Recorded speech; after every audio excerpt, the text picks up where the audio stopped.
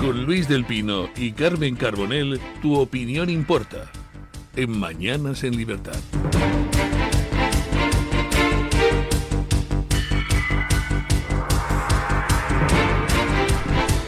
8 de la mañana, 7 de la mañana en Canarias. Vamos con las noticias de las 8 con la ayuda de doña Carmen Carbonell. Santos Cerdán, el exsecretario de Organización del PSOE, compareció en el Senado por el caso de corrupción en el que está envuelto. Se declaró víctima de las cloacas del Estado y cuestionó las pruebas, aunque se acogió a su derecho a no declarar. Negó la corrupción y defendió que los audios que se han difundido han sido manipulados. Entre los momentos más destacados del interrogatorio, el senador de Vox, Ángel Pelayo Gordillo, le recriminó sus vínculos. Y usted está aquí de entrada porque tiene que dar muchas explicaciones. Y usted ha venido hoy aquí solo. Le han dejado también sus compañeros, a esos que dice que les ayudó a llegar al gobierno. Hoy parece ser que ya nadie le da apoyo. Pero en cualquier caso... Estábamos escuchando el interrogatorio en el que María del Mar Caballero de UPN le echaba en cara el tono chulesco con el que había acudido a comparecer al Senado, donde Santos Cerdán también quiso desligarse de Servinavar. Escuchamos a María Caballero, la senadora de UPN. Usted está aquí de entrada porque tiene que dar muchas explicaciones. Y usted ha venido hoy aquí solo. Le han dejado también sus compañeros, a esos que dice que les ayudó a llegar al gobierno. Hoy parece ser que ya nadie le da apoyo. Pero mejor en cualquier solo que caso... mal acompañado, no se preocupe. Mejor solo que mal acompañado. Pues eso.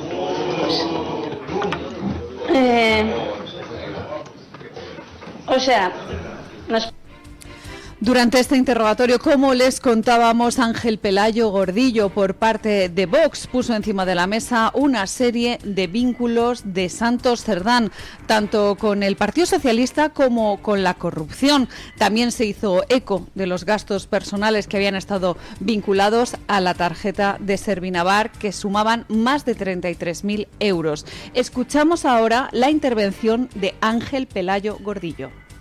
Yo desconozco, señor Cerdán, ya voy a terminar, si usted entró en política con una voluntad de servicio público a los españoles. Mi opinión, a la vista de lo que, y esta es mi opinión, a la vista de lo que va desvelando la UCO y los periodistas, cuyas investigaciones también tienen un valor.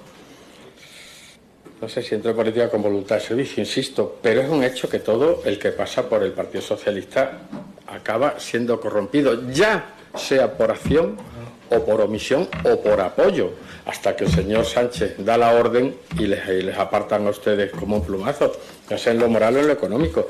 Y yo apelo a esa voluntad de ustedes, servicio público, si la tuve alguna vez, para que nos diga de una vez en qué consiste toda esta fenomenal trama de corrupción en la que está el Partido Socialista.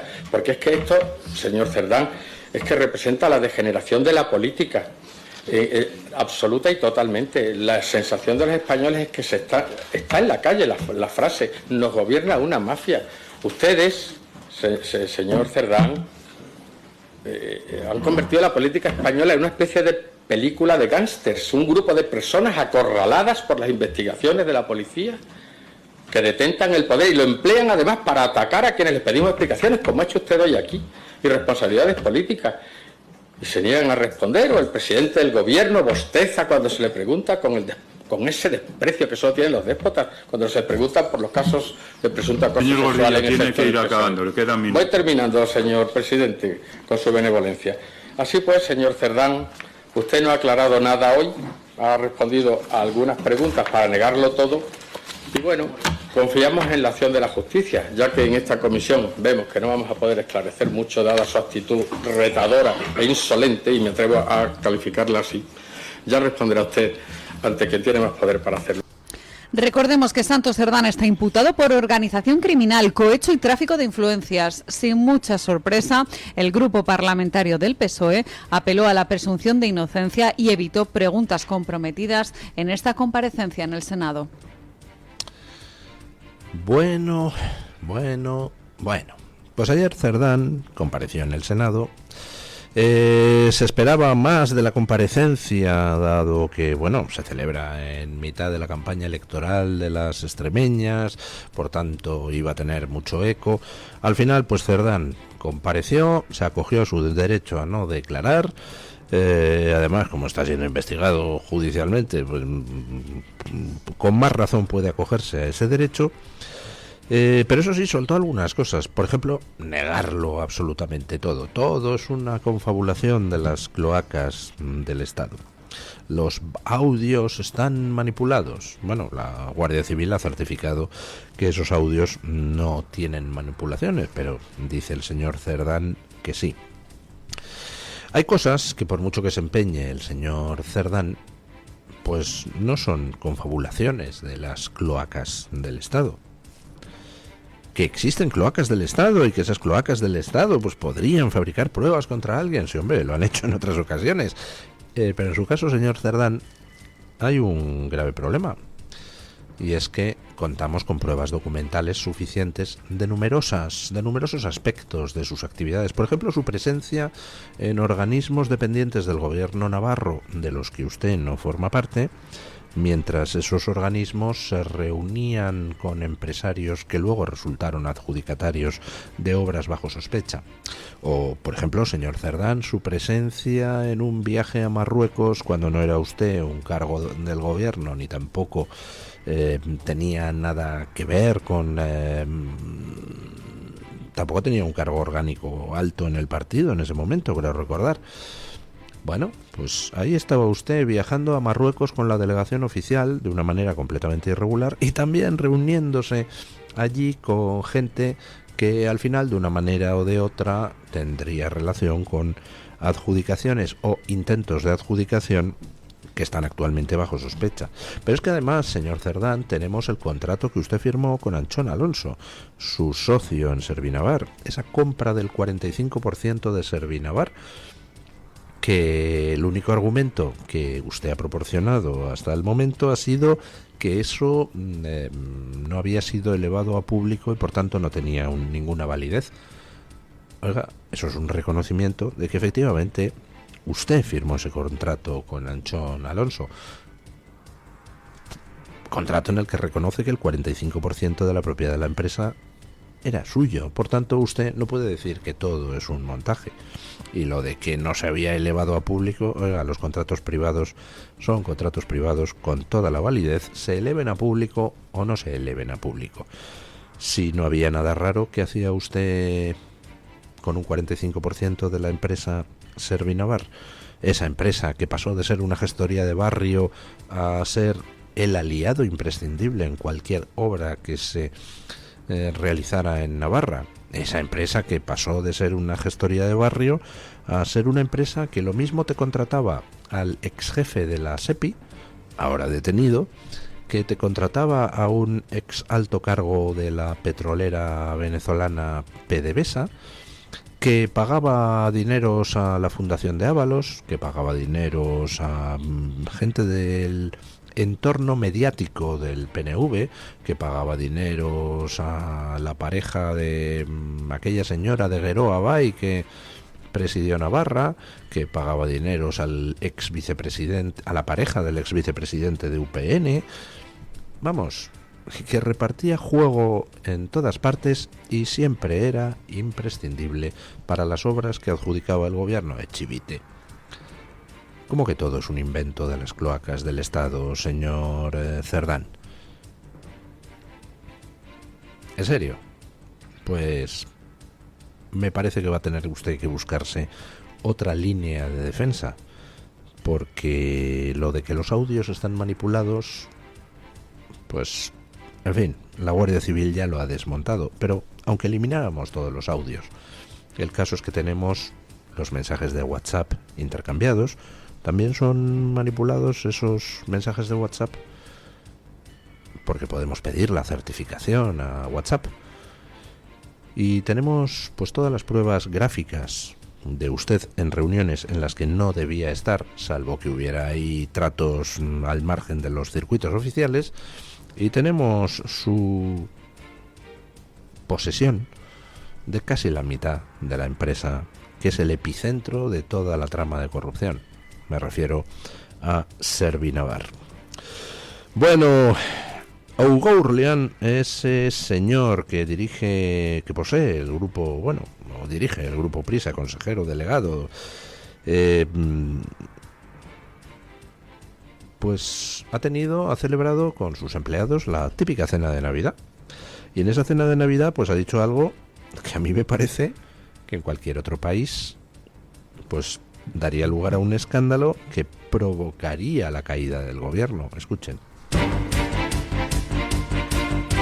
Les hablamos ahora de lo que ocurre en diferentes medios de comunicación en cuanto se intenta fiscalizar el poder. Josep Orgulian, el presidente del Grupo Prisa, ha confesado ante la plantilla del país que vivieron un intento de asalto del gobierno a comienzos de año. Según publica Voz Populi, Moncloa presionó para lanzar una televisión en abierto y, tras fracasar, maniobró para controlar la división mediática del Grupo Prisa.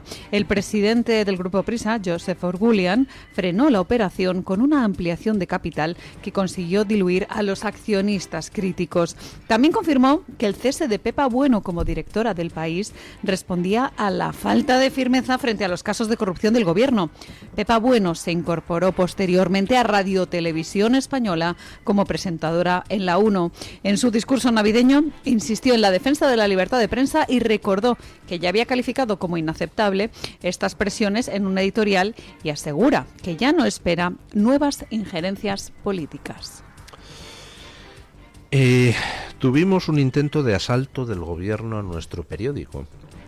Está un señor diciendo que un gobierno de la Unión Europea intentó asaltar un periódico, un medio de comunicación privado. Por este tipo de cosas, la Unión Europea le monta apoyos a Orbán, el de Hungría, terribles. O sea, no, Orbán quiere tomar el control de medios de comunicación, pero con Sánchez no. Estamos hablando de que el consejero delegado confirma el intento de asalto por parte del gobierno. ¿La Unión Europea eso le preocupa? Ah, no, perdón, que la Unión Europea es en estos momentos un sindicato de intereses progres, donde si un gobierno es como Sánchez, progre, y encima si se ofrece a hacer de laboratorio de todas las políticas progres, pues entonces puede hacer lo que quiera. Puede meter mano a la justicia, puede desfalcar lo que le dé la gana en las cuentas, puede no presentar las cuentas a Bruselas, puede no tener presupuestos y puede incluso asaltar medios de comunicación o asaltar empresas privadas, como es el caso de Telefónica.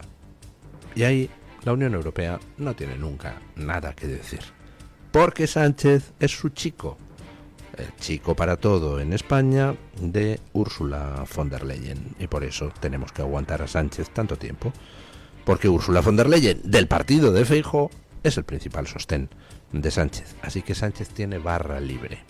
Bueno, el problema, claro está, es que los españoles votamos, entonces bueno, pues me parece que la barra libre se le va a acabar.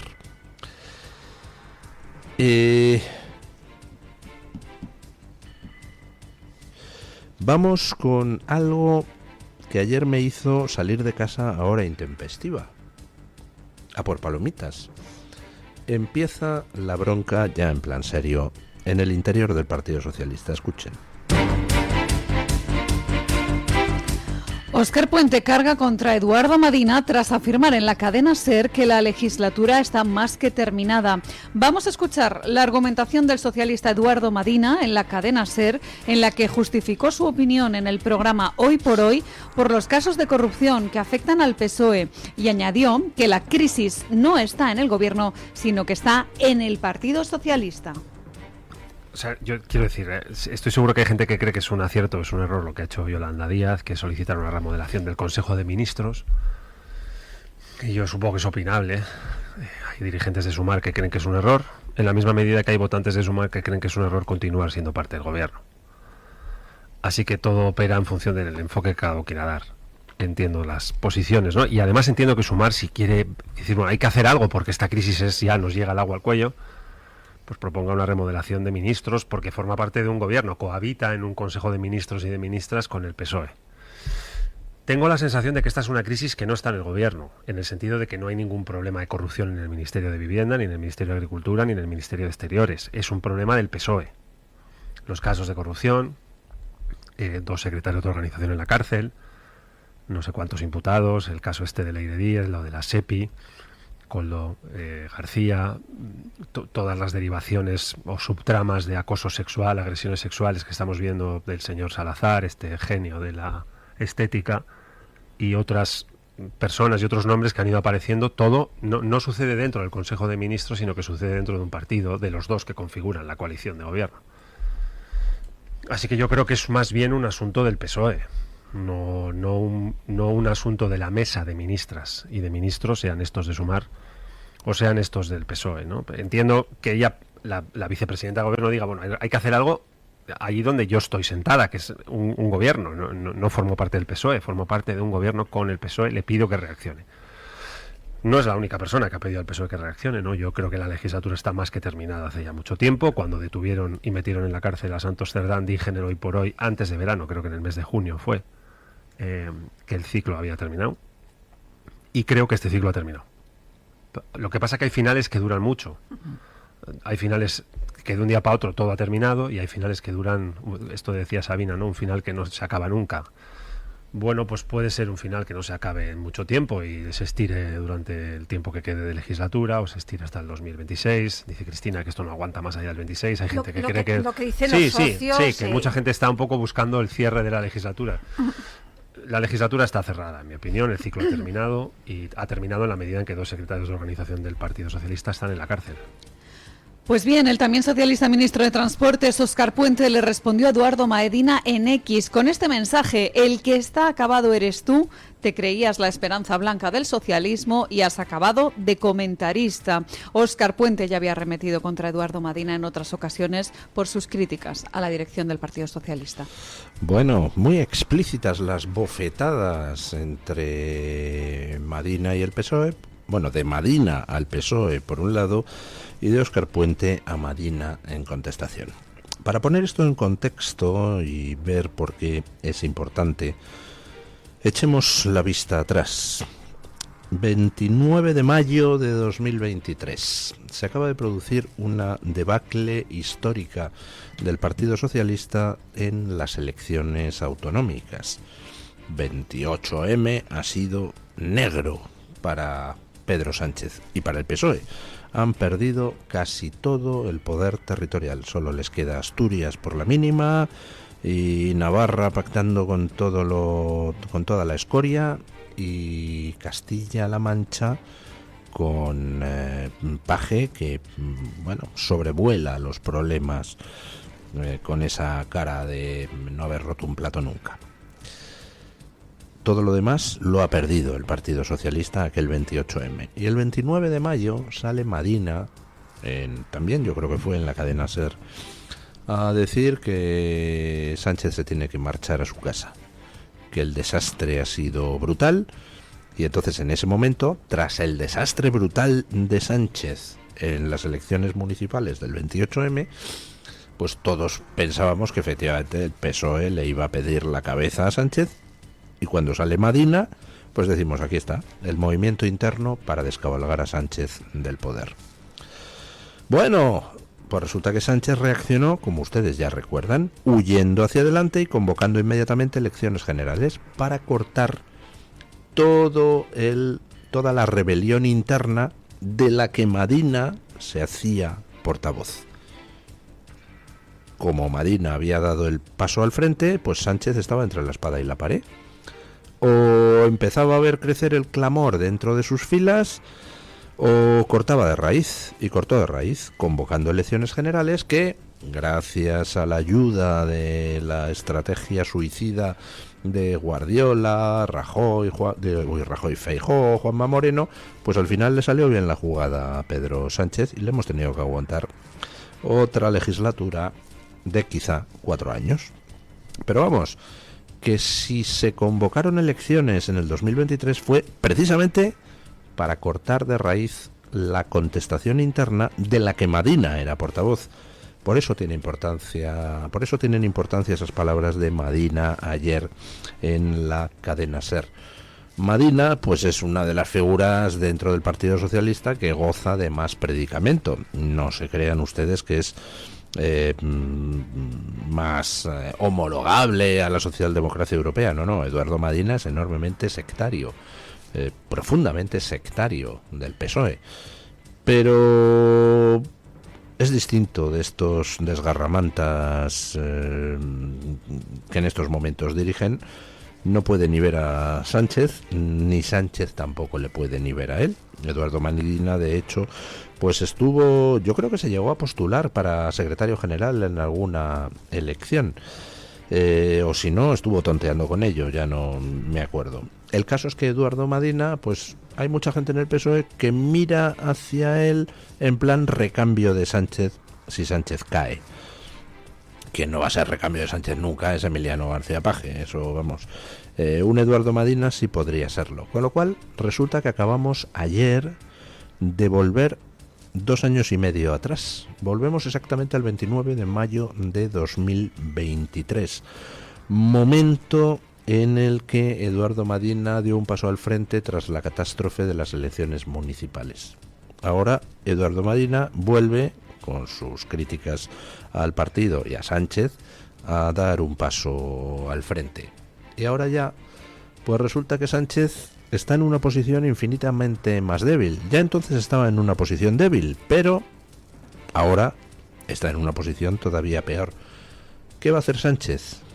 Porque el hecho de que Madina salga, y por eso le contesta a Óscar Puente con tanta rabia, el hecho de que Madina salga indica que acaban de dar el pistoletazo de salida de la petición de que Sánchez deje los trastos en el Partido Socialista, la petición interna. Se va a empezar a articular el movimiento para echar a Sánchez, a articular dentro del partido. No la gente del partido histórico, que ni pinchan, ni cortan, ni tienen ya ninguna relevancia. No, me refiero a aquellos dentro del PSOE que todavía les queda una neurona y que dicen: o echamos a Sánchez ya, o vamos a perder el trabajo todos, porque en 2027 vamos a ser extraparlamentarios. Bueno, pues ayer decía que al ver esta trifulca entre Óscar Puente y Eduardo Madina, pues tuve que salir de casa a horas intempestivas a comprar palomitas, por si acaso se acaban.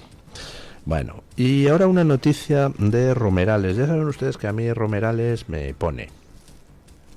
La policía ha detenido a 7 militantes del Núcleo Nacional el viernes pasado. Y curiosamente no ha sido noticia en ninguna parte. Escuchen.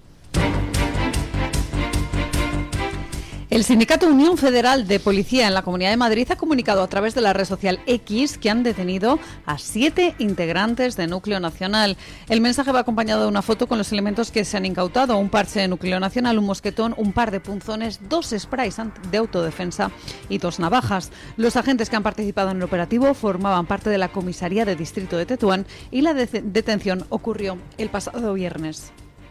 ¿Ha salido en algún medio la noticia, doña Carmen? Yo lo he buscado en diferentes medios de comunicación, no lo he encontrado en ninguno, hasta el punto de que la única referencia que tenemos es este tuit del Sindicato Unión Federal de Policía en la Comunidad de Madrid, en la que se muestra tanto una foto de la comisaría a la que supuestamente pertenecían los agentes, que es la del distrito de Tetuán, y el material del que supuestamente se han incautado.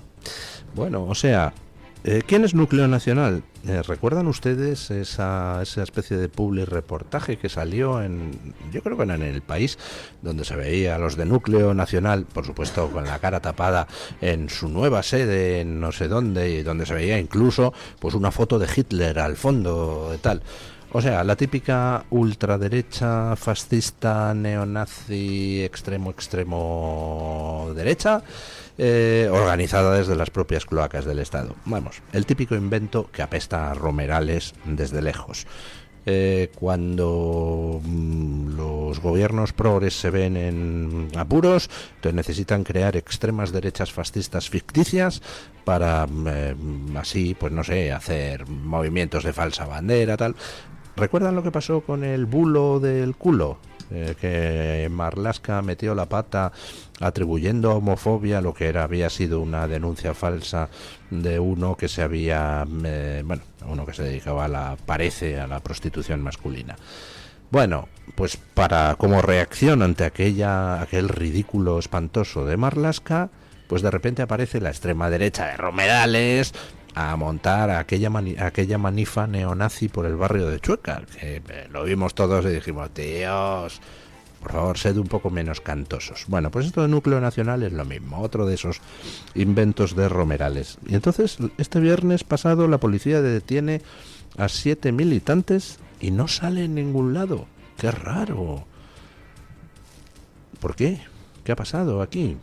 Es que se les había ido de la mano el asunto y no lo tenían del todo controlado, o es que los detienen para ahora sacar dentro de una semana la confesión de uno de los 7 diciendo que es hijo ilegítimo del abogado que lleva el divorcio a la nuera del frutero de Abascal o algo así. Bueno, últimamente están las cloaquillas del Estado de los nervios con Vox, sacándole todo tipo de presunta basura. Pero hay una de las jugadas que es los problemas que ha tenido, lo que ha salido del tema de Revuelta, donde, pues la verdad es que me tengo que quitar el sombrero ante cómo ha desactivado Vox algo que, de haber dejado que siguiera adelante Romerales con sus planes, pues podía haber generado un estallido dentro de unos meses o de un año en cuanto se convocaran elecciones generales. Pero Vox ahí ha estado listo y ha cortado los planes romeralescos antes de que pudieran fructificar, con lo cual ahora han entrado en ebullición todos los terminales cloaqueros y están sacando contra Vox todo tipo de bulo y todo tipo de basura. Por ejemplo, ayer pues resulta que sacaba un medio de extrema izquierda que Santiago Abascal había insultado a Robe Iniesta, el de extremo duro, recientemente fallecido, descanse en paz Robe, porque había dicho en el polideportivo donde estaba celebrando un meeting que había que desinfectar esto, cuando realmente cuando unos días antes se había hecho el homenaje a Robe Iniesta en ese polideportivo. Evidentemente era un meeting político y Sánchez estaba hablando de Pedro Sánchez, pero les da igual, manipulan lo mismo. A mí, pues la verdad es que este tipo de cosas me ponen mucho, porque me indica algo importante, y es que Romerales y sus jefes están nerviosos. Están nerviosos con un ascenso de Vox que ya no pueden controlar. Romerales vive todavía en ese... Bueno, y sus jefes no digamos, viven todavía en ese mundo imaginario donde suben y bajan partidos como les da la gana. Dicen, hay que impulsar Ciudadanos, y se impulsa Ciudadanos. Ahora ya hay que usarlo para destruir a UPyD, se lo usa. Bueno, ahora ya no nos sirve para nada, hay que dejarlo caer, y se lo destruye. Nuestras cloacas del Estado llevan muchísimo tiempo intentando controlar el devenir del sistema político español. Pero me temo que eso a lo mejor valió con Ciudadanos, valió para destruir a UPyD, valió para impulsar primero y luego destruir a Podemos, valió para impulsar a Sumar y ahora se le dejará caer. Con Vox no se puede, queridos, porque Vox no ha nacido con vuestro impulso. Vox ha nacido a pesar de vosotros y por tanto carecéis de capacidad para destruirlo. Así que, bueno, pues me alegra veros tan nerviosos por el ascenso de Vox.